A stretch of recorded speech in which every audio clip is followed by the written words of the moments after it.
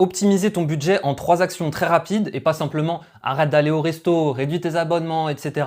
On va aller un petit peu plus loin aujourd'hui, c'est maintenant. On va souvent se dire arrête le resto, arrête Uber Eats, etc. C'est comme ça que tu économises. C'est vrai, cuisiner à la maison c'est mieux, mais attention, il y a plusieurs types de cuisine à la maison. C'est pour ça que je t'ai mis ici acheter les bons aliments. Par exemple, je te donne 2 cas. Tu peux faire un plat extrêmement nutritif à base de riz, de lentilles, d'huile d'olive et de quelques épices, ou bien un autre plat qui va être à base de choses qui sont déjà préparées, par exemple justement des lentilles qui vont être en conserve, ou bien encore de la viande qui est déjà cuisinée, déjà préparée, que tu vas réchauffer. Le prix, ça peut être simplement du simple au triple. Le plat tout simple où tu cuisines tout toi-même, le riz, les lentilles, etc., ça peut être 3 fois moins cher qu'un plat que tu cuisines entre guillemets toi-même, mais qui est déjà un petit peu préparé, quelque chose d'industriel. Donc la solution pour ça, c'est simple, c'est regarder le prix au kilo. Toujours regarder le prix au kilo de ce que tu achètes à manger. L'autre astuce très simple, c'est d'aller au restaurant. Et alors tu vas me dire, mais qu'est-ce que tu racontes? C'est d'aller au restaurant, mais de dépenser comme il faut. Ici, donc, on parle des boissons. 0 boisson. Dis-toi que par exemple, un plat à 15 € au restaurant,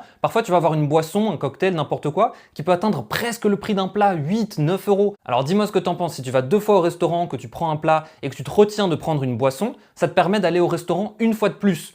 Entre une fois au resto et 2 boissons, perso, le choix il est vite fait. Un dernier point qui peut atteindre plusieurs centaines d'euros par an si tu le fais bien, c'est toutes les offres de cashback et de remboursement divers et variés. Alors moi, je ne suis pas affilié à qui que ce soit, donc j'ai rien à te proposer de spécial. Tout ce que je peux te dire, c'est que les meilleures offres que j'ai utilisées personnellement, c'est The Corner disponible avec Boursorama. Parfois, tu as des moins 5%, moins 10% sur des très gros trucs comme Fnac, comme Darty, comme Airbnb, etc. Et aussi plusieurs banques comme BNP ou autres proposent un système de cashback quand tu payes avec leur carte. Donc bien faire attention à ce que tu as déjà aujourd'hui et pas hésiter non plus à ouvrir par exemple un compte chez Bourso pour bénéficier de The Corner, notamment si tu veux faire des gros achats chez la Fnac, ordinateur, etc.